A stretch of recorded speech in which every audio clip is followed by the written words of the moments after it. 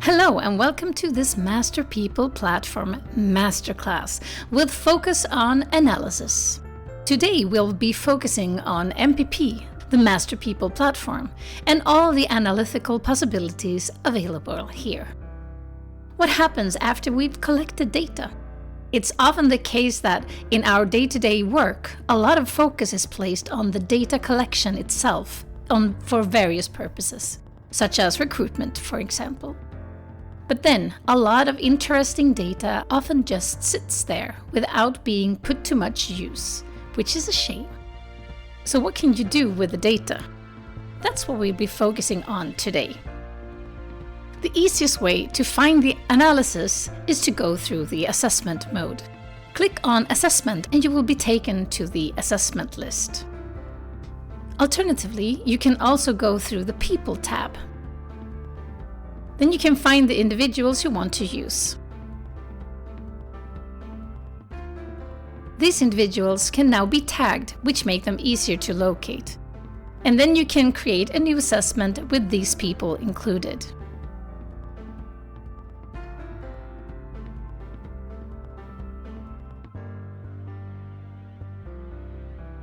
The individuals' results are linked to their email addresses, which provides two ways to access the data, through the Assessment tab and through the People's tab. However, the simpler way may still be through the Assessment tab. Let's start with the most basic analysis overview. In this case, the individuals have taken the core and opto tests. But this process can, of course, be applied to all our tests. Now, let's look at the most basic parts of the analysis. You can access the analysis up here on the top, in the process flow. When I click here, the test participants appear on the left-hand side. On the right-hand side, we'll see the scale or scales, depending on which test is displayed first. Next, click on the person or persons that you want to review. When I do this, you'll see that their results appear on the right-hand side. As you can see, each individual is assigned a unique color, and these color markers then indicate the results on the right. After adding the people we want to analyze, we can look at a variety of analysis. For instance, with Opto, we can examine dimensions and aspects, and I can find the analysis options in the list here. You can explore more data on a deeper level, like this. This can also be done with the underlying traits in MPA. We usually use this mode later in the recruitment process. Initially, we filter candidates at a dimension level. But when we're down to our final candidates and want to delve deeper into how they differ, these deeper analyses become very useful. This, I would say, is the first way to utilize your data.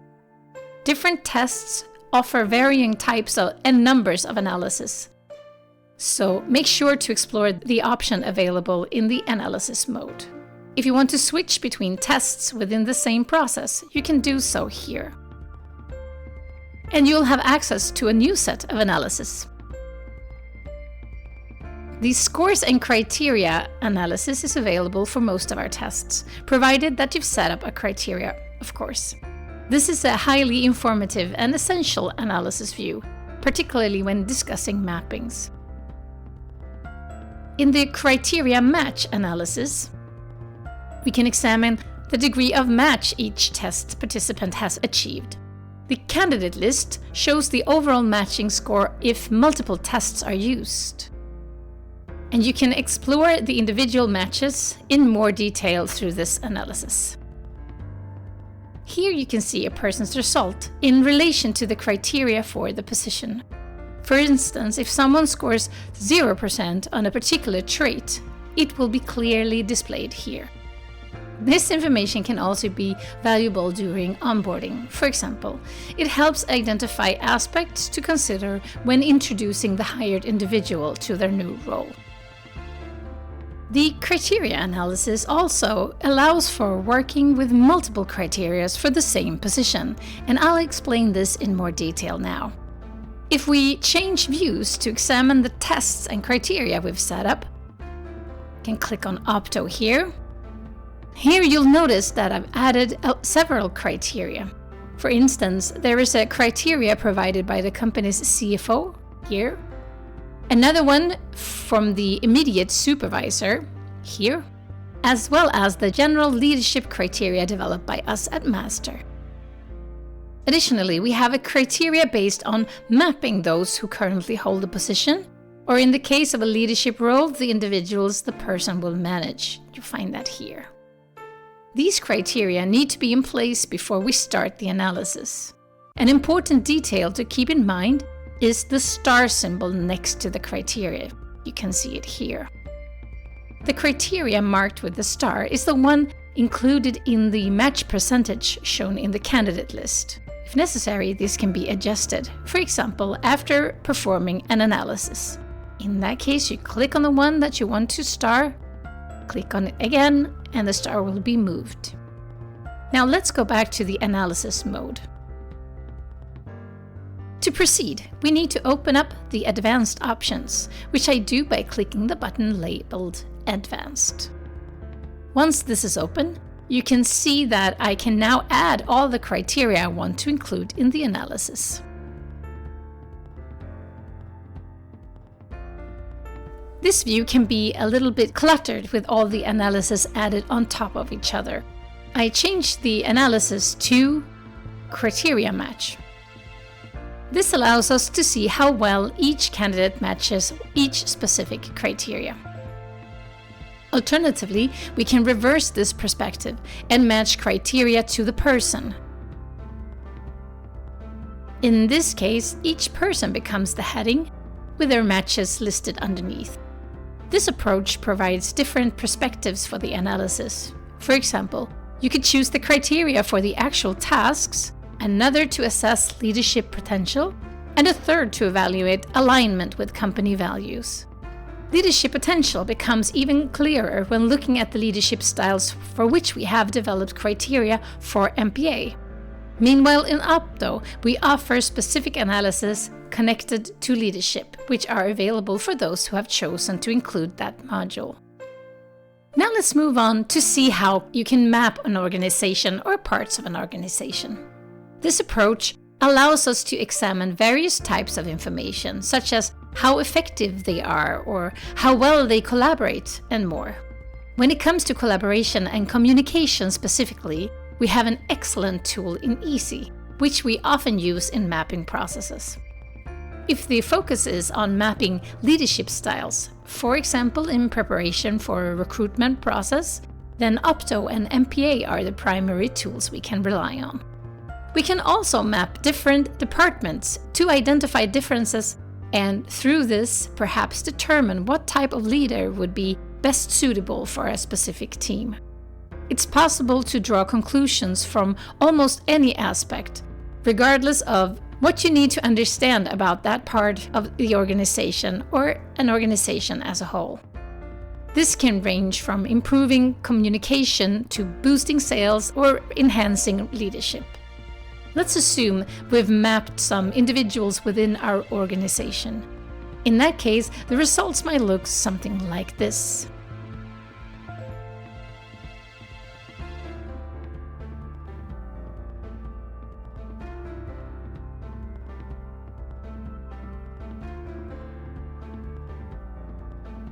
In this case, we have 13 results.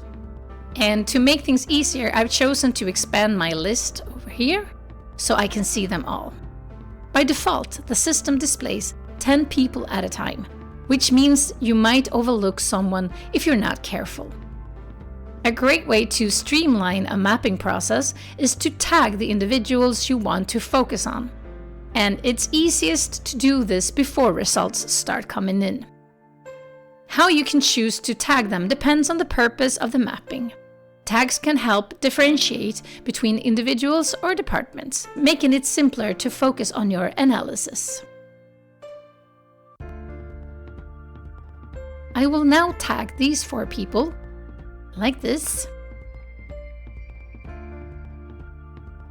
As you can see, as soon as I add a tag, it becomes visible in the list. Another use for tagging is when we want to examine the effectiveness of individuals to then recruit others with similar behaviors. This approach is particularly effective in roles with clear KPIs, ideally based on measurable data rather than just on a general impression from a manager. For example, it could be metrics like sales figures from the past year or customer satisfaction scores. Now we're going to take a closer look at what data we've collected. If I select all the individuals, you'll see once again that each person is assigned a unique color. For this session, I won't be working with criteria, so I'm going to deselect that option. To start, I want to analyze these individuals from a broader perspective rather than focusing on them as individuals. At least not initially. If I want to include everyone in a group analysis, I'll click here where it says 17 groups and assign them to the same color. This way, we won't be able to distinguish them individually on the right-hand side. Instead, I'm focusing on the group's distribution and mean results. To do this, I'll switch the analysis to Scores and Criteria, and then check the box Group Scores by Color. The results will then look like this. Here you can see the distribution and mean value for each dimension as we're using Opto as the measurement tool. For instance, looking at influence, we'll observe an average value of 4, represented by the strongest color intensity. The distribution, however, ranges from 3 to 9. So this is to be expected. Average values typically reflect what we see in norm groups. Now look at efficiency. We notice a distinctively low average result. This suggests that goal orientation, drive, and diligence may not be very prominent in this group.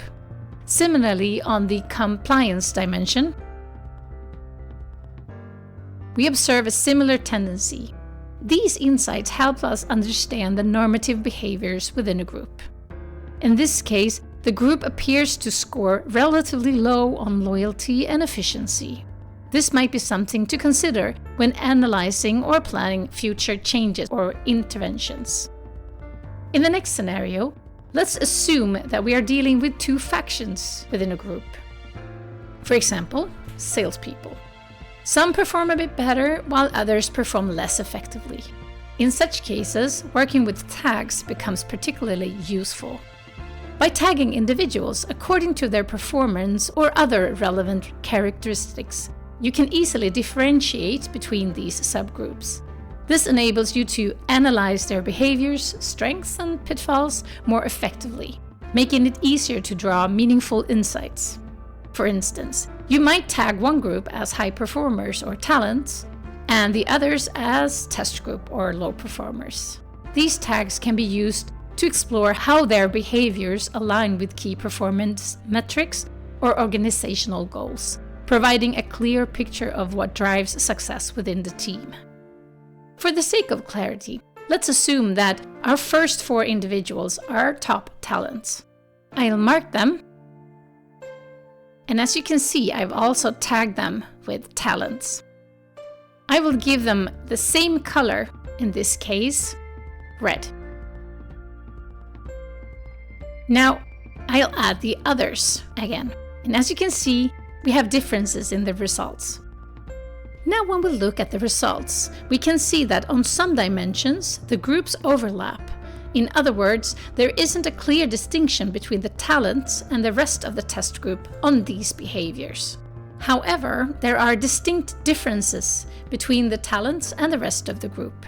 This is valuable information that we can use in recruitment. For example, using the talents results to identify and replicate behaviors that have proven to be successful. One critical point to remember when conducting these type of mapping is that all individuals should have comparable roles and responsibilities. We shouldn't, for example, compare a salesperson with a sales manager or a team lead, as their roles and expectations differ significantly. In this analysis view, I can also directly save a group's behavior as criteria. To do this, I click on the appropriate button and then select the group as the reference. Once this is done, I can go back and click on the Opto test. I'll find the criteria I just created. At this point, we recommend giving it a clear and descriptive name to make it easier to locate later. For example, you could name it something like Criteria from Salesperson Mapping. Being specific about the source of information helps maintain clarity and relevance for future use. Mapping behaviors can also help identify what might be missing in a team, if there's a need for that. However, it's essential to keep in mind that when aiming to increase behavioral diversity within the team, the functional role, meaning the tasks or responsibilities, must always take priority. Recruiting someone solely for having a different behavior without considering whether they can handle the daily demands of the role can lead to challenges for both the individual and the team. Therefore, the functional criteria should always come first. It's also important to distinguish whether we are analyzing a group or a team. A group may not require behavioral diversification the way a team might, where collaboration and complementary behaviors are more critical. Now, let's return to the analysis mode and explore another intriguing type of mapping. Staying with the scenario of the sales team, we'll examine the group's behavior in comparison to the manager. Here I've selected all the people in the group and given them the same color. I will now add the manager and give her a different color. This approach allows us to see the manager's behaviors compared to the group. In this case, the manager aligns quite well with the group, but there are areas where she might not match the majority's tendencies. This is something that could be addressed with her, preparing her for situations where these gaps might pose potential challenges. For example, looking at efficiency. We might infer that she sets high standards and is driven to push a group that may not be naturally ambitious or highly driven. This could create tension or mismatched expectations. We also notice some differences in areas like cooperation, which provides further insights. These differences could guide discussions about how the manager might need to adjust her approach. She could receive suggestions on how to communicate effectively with the group, rather than defaulting to her natural style to ensure better alignment and motivation. Now let's move on to analyzing data from our other tools. Up till now, we've been focusing on Opto personality test. Let's explore what additional insights we can gather from other assessments.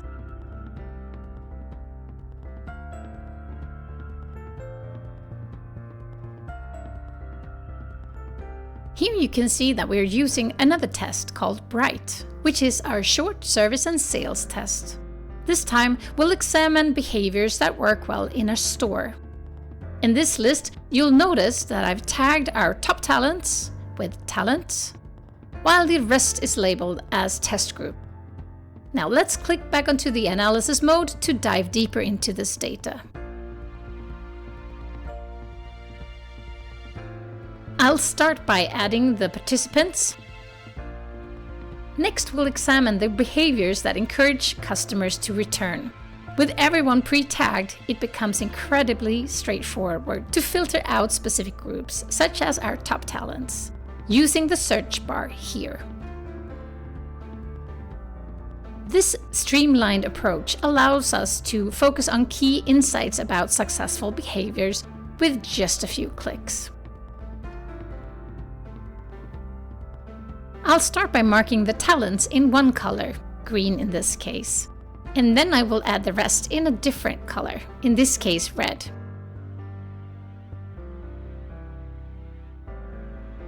Of course, you can choose other colors as well, So this is for you to be able to see clearly the differences between the behaviors. I then click Group Scores by Color. We can clearly see that our talents exhibit different service behaviors compared to the test group. In sales and service contexts, these differences often stand out distinctly. This insight can guide how to adjust our recruitment strategy to prioritize candidates who display these successful behaviors. It can also inform how we coach our existing sales staff, especially those who are not currently identified as talents. If no differences emerge between the groups, we could need to delve deeper into the data, as something else might be driving the performance gap. This could include factors like leadership styles, onboarding, or training practices. However, in most cases, we find specific scales where there are significant differences, offering actionable insights for improvement. Looking at the results, we can observe that for social confidence, there aren't significant differences between the groups. Both groups score a high mean and are close to each other. However, for traits like diligence or sales self-efficiency, we see clearer distinctions. The test group also appears to be slightly less stress tolerant than compared to the talents. As always, we can save our talents as criteria if desired. This feature is available for any group or behavior set you identify. It's essential to align your insights with your goals when reviewing the data. If the purpose is simply to gain an understanding, then that's fine. However, if you aim to target specific behaviors, it's crucial to incorporate that into your criteria. The criteria should serve as a dynamic, adaptable document that evolves alongside the company's objectives and direction. We also recommend evaluating the candidates you receive. Are you attracting the candidates you intend to? Are they qualified for the role, or do you need to adjust your job ads? Often, there's room to make the ads even sharper and more targeted. This process provides a wealth of valuable data and opportunities for analysis, which can significantly improve your recruitment outcomes. I highly recommend taking the time to perform this analysis as a part of your overall strategy. If you have large amounts of data on recurring roles, I recommend taking the time to review both applicants and candidates. It's often helpful to distinguish between general applicants and those who are qualified candidates. Typically, you'll identify a subset of individuals who seem better suited for the role based on things like education, experience, or other relevant factors. You can tag these individuals as candidates and the rest as applicants to analyze whether you're reaching the right audience. A useful metric here is the proportion of applicants who qualify as candidates. Additionally, it's insightful to track how well these candidates match the job requirements compared to the broader pool of applicants, particularly when assessing behavior and/or logical ability. While we're on this topic, I'd also like to point out the PDF export feature. By clicking this button, your analysis can convert into a PDF document, including participants' names and colors, allowing for easy documentation and sharing of group-level analysis results. If you find this process overwhelming, or you are unsure about what conclusions can be drawn, don't hesitate to reach out to us. We're here to help you navigate the data and identify actionable insights. The same applies if you're considering starting with organizational mapping, but are unsure about what insights can be gained or how to approach it. To conclude, now let's take a look what we can do with our development test, EASY. EASY also measures work behaviors, but on a slightly broader level, which makes it particularly well suited for development purposes. That said, we want to emphasize that EASY is grounded in the Big Five model, providing a stable and scientifically validated foundation for its insights. With EASY, we can explore both team behavior and motivation. This means not only analyzing how individuals currently behave at work, but also how they would ideally like to behave in their roles. When performing this analysis, EASY reveals the normative behaviors within a group or team. It highlights the team strengths and naturally any pitfalls or gaps. For instance, what types of behaviors are missing? Are there certain traits or tendencies that the team has in excess, potentially causing challenges? EASY is widely used by HR departments to gain deeper insights into team dynamics. But many recruitment consultants also choose to get certified in this tool, because this allows them to leverage EASY's capabilities for optimizing team development and ensuring better alignment between team behaviors and organizational goals. EASY can serve as a valuable add-on, especially during tougher recruitment assignments. It can also be a way to establish a foothold on and create value for a client, potentially paving the way for future recruitment collaborations. Now, let's move on to the assessment. I will now add all our test persons. And in this analysis, you can clearly see how the team is composed and their various preferences. Individuals leaning toward the red are enthusiasts, characterized by energy and enthusiasm. Those who align with the green are supporters who focus on collaboration and harmony. The blue represents the analysts, known for precision and detail orientation. Yellow identifies implementers, who are action-oriented and practical. To better understand the group's normative behaviors, I will assign the same color to all team members.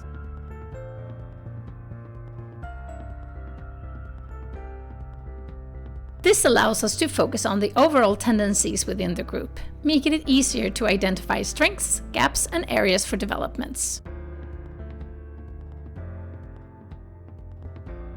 This analysis shows the distribution and mean for the group. We can see that the predominant behavior for this team leans towards being enthusiastic, with the mean peaking at this area.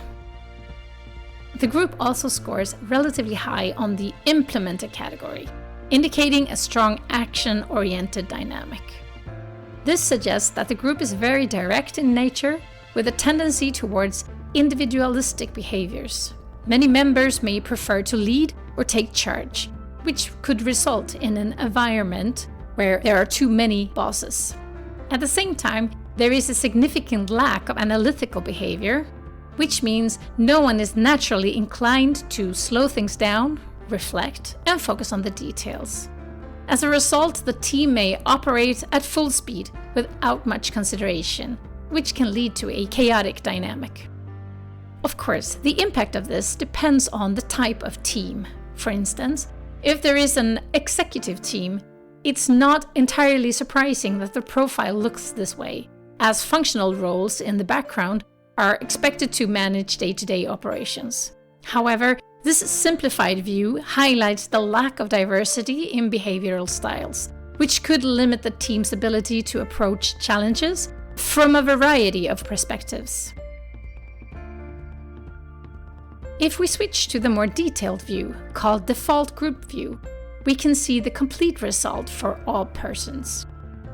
This view provides a fuller picture, including all of the person's scores, not just the two strongest types. With this broader perspective, we can understand how this team achieved a relatively high diversity despite the apparent dominance of certain types. By considering all the behaviors present in the team, rather than focusing solely on the most predominant ones, you can see a more nuanced and balanced distribution. This insight helps explain how the team may leverage a variety of perspectives and approaches, even if initial impressions suggested otherwise. Of course, there are certain aspects that require attention.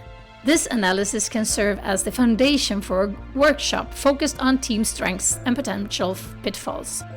In such a workshop, you could explore strengths and weaknesses at the team level, engage in exercises to foster awareness, and collaboratively develop an action plan. The goal would be to expand the team's behavioral repertoire and improve its ability to function as a well-rounded, cohesive unit.